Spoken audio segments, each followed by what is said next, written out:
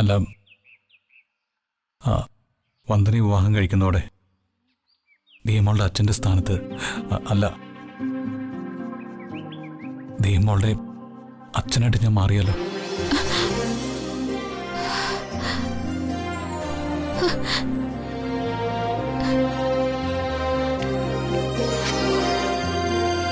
എനിക്കൊരു കുഞ്ഞു വേണ്ട, എൻ്റെ കുഞ്ഞിനെ വന്ദന പ്രസവിക്കും വേണ്ട.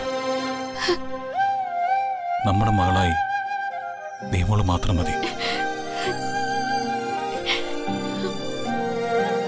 ഇനിയെങ്കിലും ചിരിച്ചൂടെ?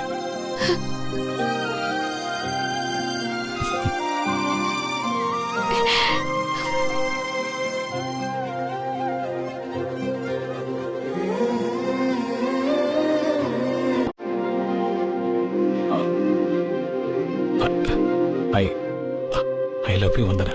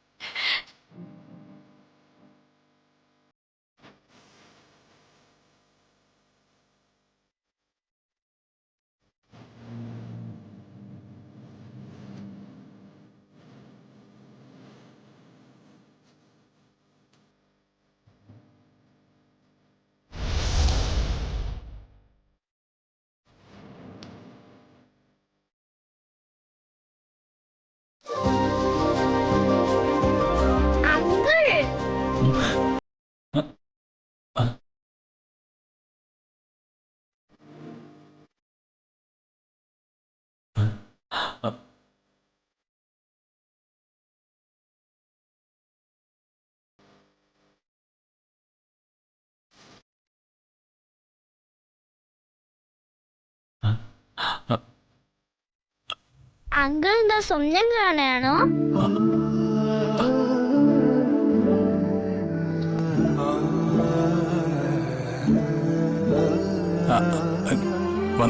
അല്ല, വന്ദനാമ്മ എവിടെ? ദേ അവിടെ നിൽക്കുന്നു.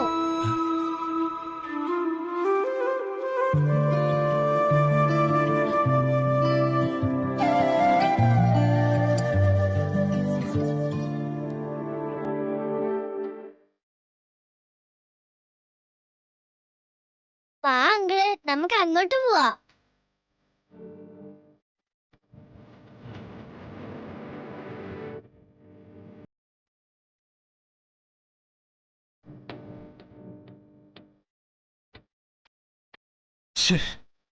സ്വപ്നമായിരുന്നോ?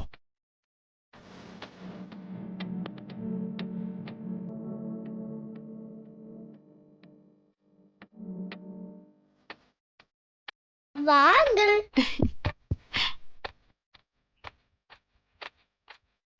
വായിക്കെടുക്ക് വേഗം.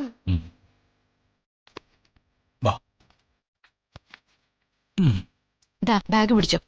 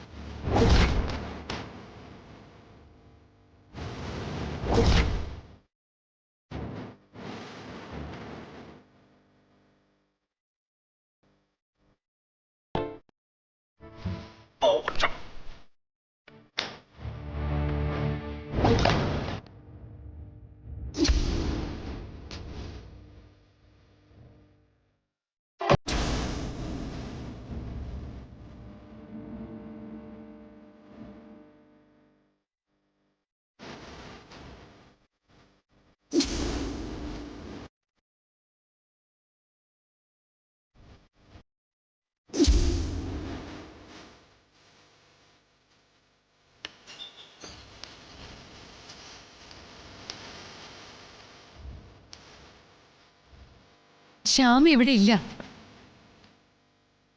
അവൻ ഉടനെ വരുമെന്നും പറഞ്ഞിട്ടാ പുറത്തേക്ക് പോയത്. നിന്നോട് ചോദിച്ചോടിയേ, നിന്നിപ്പോ ആരെയും ഇങ്ങോട്ട് കെട്ടിയെടുത്തത്?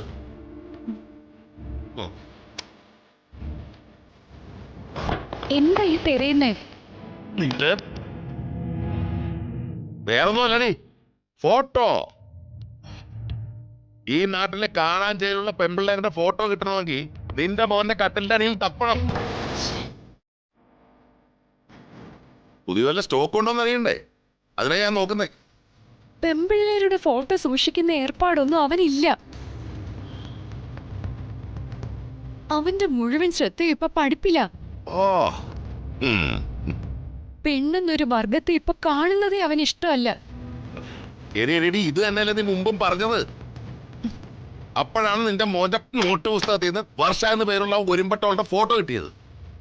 മറന്നോടി നീ അതൊക്കെ. ഞാൻ മറക്കൂല. അപ്പോ നിക്കക്കളിയില്ലാതെ നീ സത്യം പറഞ്ഞു. വർഷയും ശ്യാമും തമ്മിൽ പ്രേമത്തിലാണെന്ന് അല്ലേ? അന്ന് ഞാൻ കണ്ടുപിടിച്ചത് എന്റെ സഹോദരിയുടെ മോളുടെ ഫോട്ടോ ആണെങ്കിൽ ഇന്നും ഞാൻ തിരയുന്നത് അതേ സഹോദരിയുടെ മോളുടെ ഫോട്ടോ ആണ്. മനസ്സിലായില്ലേ? വന്ദനയുടെ ഫോട്ടോ.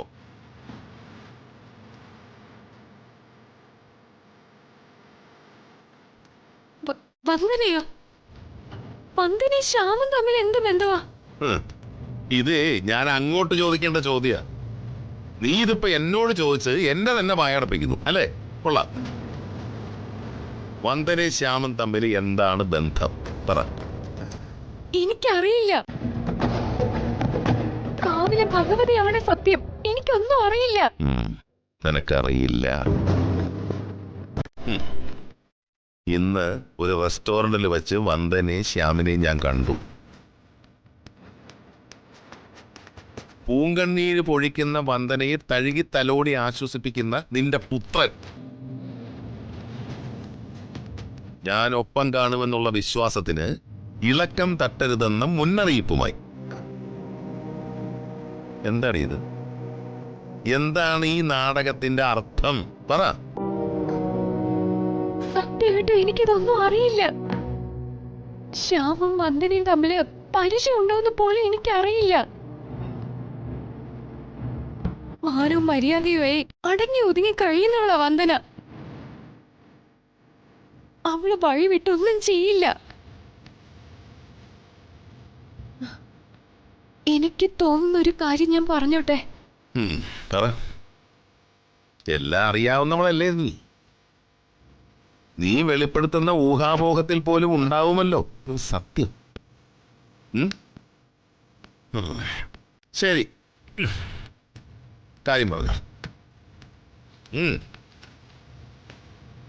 വർഷയുടെ ചേച്ചി എന്ന നിലയില് ഒരുപക്ഷെ അവര് തമ്മിൽ പരിചയപ്പെട്ടിട്ടുണ്ടാവും. എത്ര ഒളിപ്പിച്ചു വെച്ചാലും അവര് രക്തബന്ധമുള്ളവരല്ലേ? ഒരു മൂത്ത ചേച്ചിയോട് തോന്നുന്ന സ്നേഹം അവന് വന്ദനയോട് തോന്നിക്കൂടെ? രക്തത്തെ തിരിച്ചറിയാതിരിക്കില്ലല്ലോ.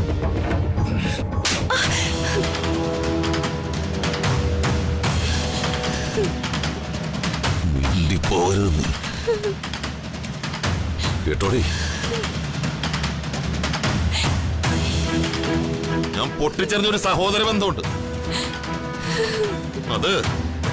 അതെന്റെ മോനായിട്ട് കൂട്ടിയോജിപ്പിക്കാൻ നീ നോക്കണ്ട. ഒന്ന് കളയും ഞാൻ.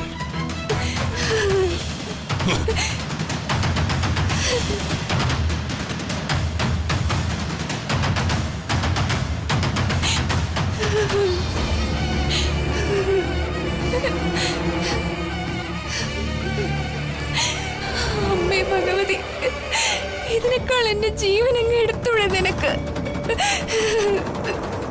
എന്തിനാ എന്നെ ഇങ്ങനെ പരീക്ഷിക്കുന്നത്?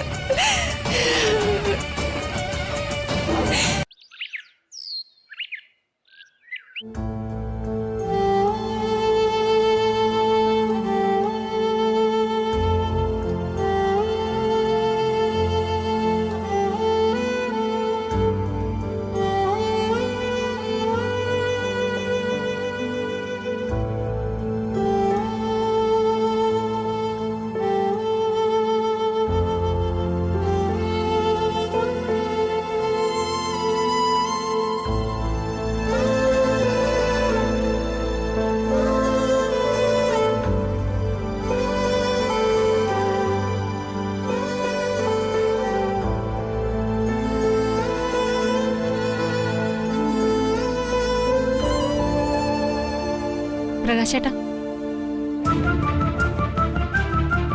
പ്രകാശേട്ടാ,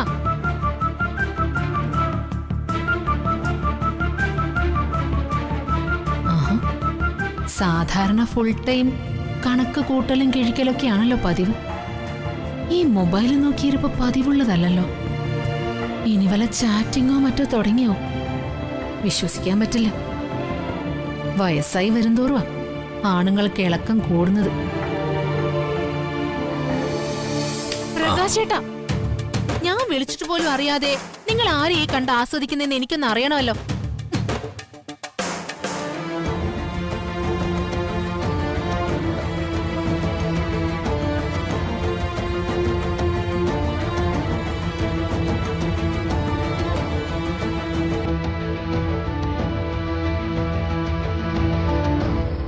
പ്രകാശേട്ടാ,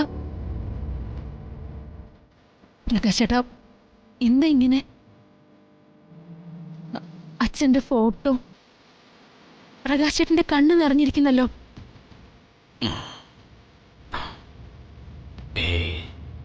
ഒന്നുമില്ല, നിനക്ക് വെറുതെ തോന്നുന്നതാ. വെറുതെ ഗാലറി നോക്കിയപ്പോ അച്ഛൻ്റെ ഒരു ഫോട്ടോ കണ്ടു.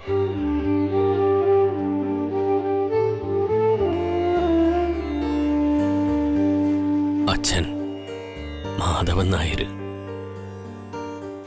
ഒരുപാട് ഇഷ്ട അച്ഛൻ എന്നെ. ഒരുപാടെന്ന് പറഞ്ഞാൽ ഞാനൊക്കെ ഉദ്ദേശിക്കുന്നതിനേക്കാൾ അപ്പുറത്ത്. ഞാനും വസന്തയും ഇരട്ടകളായിരുന്നല്ലോ. വസന്തയ്ക്കന്ന് കുശുമ്പോ കുന്നായ്മയോ ഒന്നുമില്ലായിരുന്നു. ഒരു പൂച്ചക്കുഞ്ഞിനെ പോലെ പാവമായിരുന്നു അവള്. അച്ഛൻ ജോലി കഴിഞ്ഞ് വരുമ്പോ അച്ഛൻ ബിസ്ക്കറ്റ് വാങ്ങിക്കൊണ്ടുവരും. ഒരു തരം 1 രൂപ തൊട്ടോളം വലിപ്പമുള്ള ബിസ്ക്കറ്റ്. ഞങ്ങൾക്ക് 2 പേർക്കും കൂടി അച്ഛനത് വീതം വെച്ച് തരും. എന്നും എനിക്കായിരിക്കും അച്ഛൻ 2 എണ്ണം കൂടുതൽ തരുന്നത്. ഒരുപക്ഷെ തളരുമ്പോ അച്ഛന് തണലാവെന്ന് കരുതിയിട്ടായിരിക്കും. പ്രകാശേട്ടാ, പ്രകാശേട്ടന് ഇത് എന്തു പറ്റി? എന്തിനിപ്പ ഇങ്ങനെയൊക്കെ പറയുന്നത്? അച്ഛന് എന്തെങ്കിലും പറ്റിയോ? ഒന്നുമില്ല, ഒന്നുമില്ല.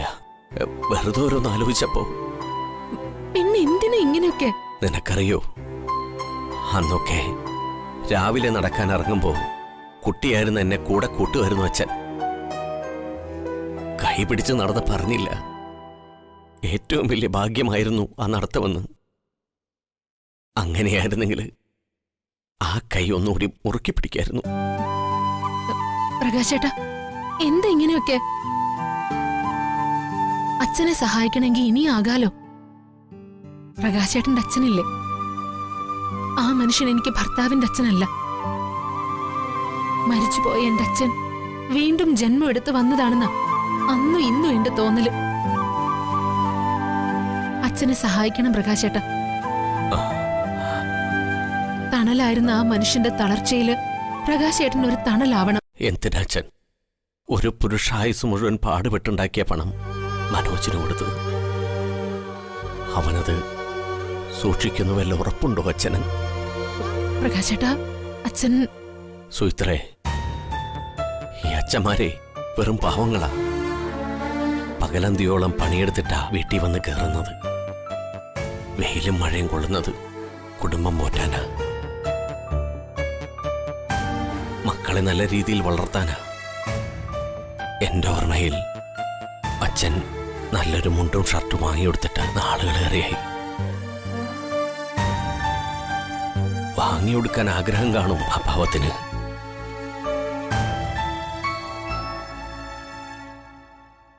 പക്ഷേ അതിനേക്കാൾ ആഗ്രഹം എന്റെ മക്കള് നല്ല രീതിയിൽ നടക്കട്ടെ എന്നാവും.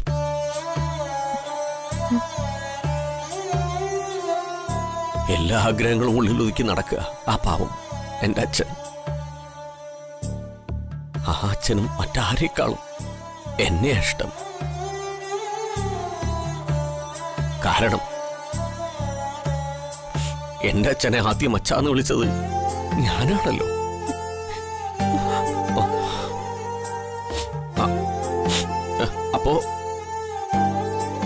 അച്ഛന്റെ പ്രിയപ്പെട്ട മകനും ഞാനല്ലേ?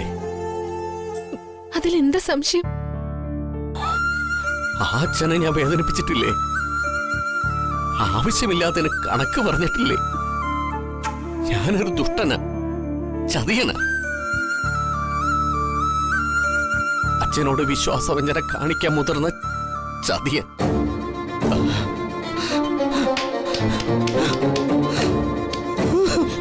പ്രകാശേട്ടാ, പ്രകാശേട്ടാ, എന്തായി കാണിക്കുന്നേ? ഒന്നുമില്ല, ഒന്നുമില്ല, ഒന്നുമില്ല, ഒന്നുമില്ല,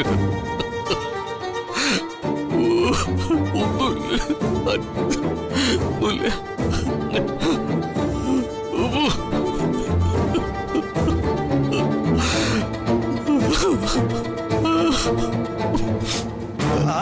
ഒന്നുമില്ല, ഒന്നുമില്ല പ്രകാശേട്ടാ, വിഷമിക്കാതെ.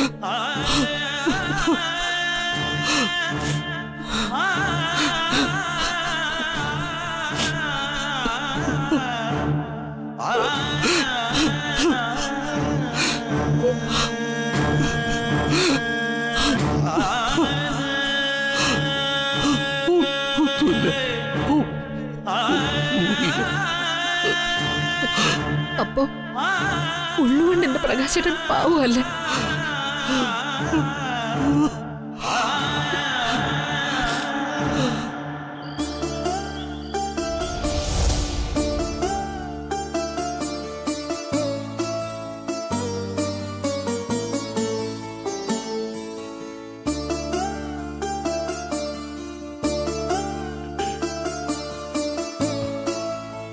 അളിയ, നീ വീട്ടിൽ പോകുന്നില്ലേ? ഇല്ല. വർഷയുടെ പെരുമാറ്റം എന്നെ അത്രയ്ക്ക് വേദനിപ്പിച്ചു. മനസ്സാകെ താളം തെറ്റിയിരിക്കുക. ആ അവസ്ഥയൊന്നും മാറിക്കിട്ടുന്നവരെ വീട്ടിൽ പോയാൽ ശരിയാവില്ല. അച്ഛന്റെ ചോദ്യശരങ്ങളെ നേരിടാൻ വയ്യ. ഒന്ന് മിണ്ടാൻ പോലും തയ്യാറാവാത്ത ഈ അകൽച്ചയ്ക്ക് കാരണമാണ് ഞങ്ങൾക്ക് മനസ്സിലാവാത്തത്. അവൾക്ക് ഫീൽ ചെയ്യുന്ന എന്തോ ഒരു പ്രശ്നം അവക്ക് നിന്നിൽ നിന്നുണ്ടായിട്ടുണ്ട്. അതെന്താണെന്ന് തുറന്നു പറഞ്ഞുകൂടെ? കോളേജിലെ പാക്കറ്റ് വിതരണം അവൾക്കൊട്ടും യോജിച്ചതല്ല എന്ന് ഞാൻ കുറ്റപ്പെടുത്തിയിട്ടുണ്ട്. അല്ലാതെ മറ്റൊരു പ്രശ്നവും ഞങ്ങൾ തമ്മിലില്ല. അളിയ, മയക്കുമരുന്നടിച്ച് നടക്കുന്ന കലിപ്പന്മാരാ നിങ്ങളെ തമ്മിൽ തെറ്റിച്ചത്. അവർക്കും വർഷയ്ക്കും ഇടയിൽ എന്തോ ഒരു ഇടപാടുണ്ട്. അതിന് വർഷയെ പ്രീതിപ്പെടുത്തണം. അതിനുവേണ്ടി എന്തോ ഒരു നുണബോംബ് നിനക്കെതിരായിട്ട് അവർ പൊട്ടിച്ചിട്ടുണ്ട്. അതിന് സാധ്യതയുണ്ട്. നിന്റെ മനസ്സിൽ വർഷയ്ക്ക് ഇപ്പോഴും ആ പ്രണയിനിയുടെ സ്ഥാനമാണ്. ഒരുപക്ഷെ അതാവും പ്രശ്നം. ഒരു കാര്യം നീ ഓർക്കണം ശ്യാമേ, വർഷ ഇപ്പൊ വിവാഹിതയാണ്. ആ സത്യം നീ ഉൾക്കൊള്ളണം. അത് ഉൾക്കൊണ്ടേ ഞാൻ അവളോട് പെരുമാറിയിട്ടുള്ളൂ. മറ്റൊരു കണ്ണുകൊണ്ട് ഞാൻ അവളെ കണ്ടിട്ടില്ല. എടാ, എനിക്ക് വർഷയോടുള്ള സ്നേഹം അതിലൊട്ടും കളങ്കയില്ല. നിങ്ങളോടുള്ള സ്നേഹം തന്നെ അവളോടും. അത് നിങ്ങൾ തിരിച്ചറിയുന്നില്ലെങ്കിൽ പിന്നെ നിങ്ങൾ എങ്ങനെ എൻ്റെ കൂട്ടുകാരാവും?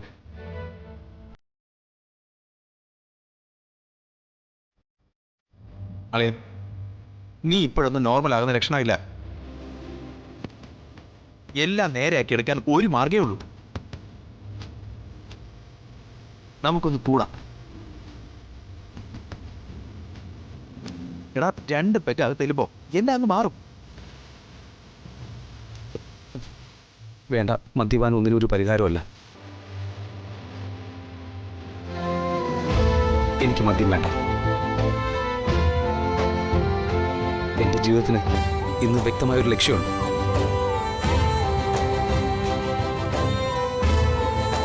വർഷ മറ്റൊരാളുടെ ഭാര്യയായാൽ പോലും അവൾക്ക് വഴിതെറ്റാൻ പാടില്ല.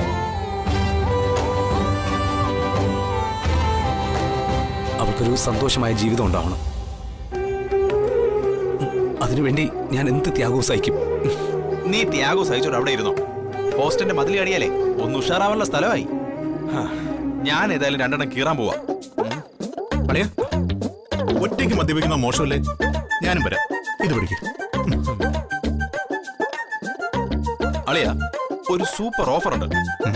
ഇന്നത്തെ ഫുൾ ചെലവ് നിന്റെ വക. ഹാപ്പി അല്ലേ? വാ.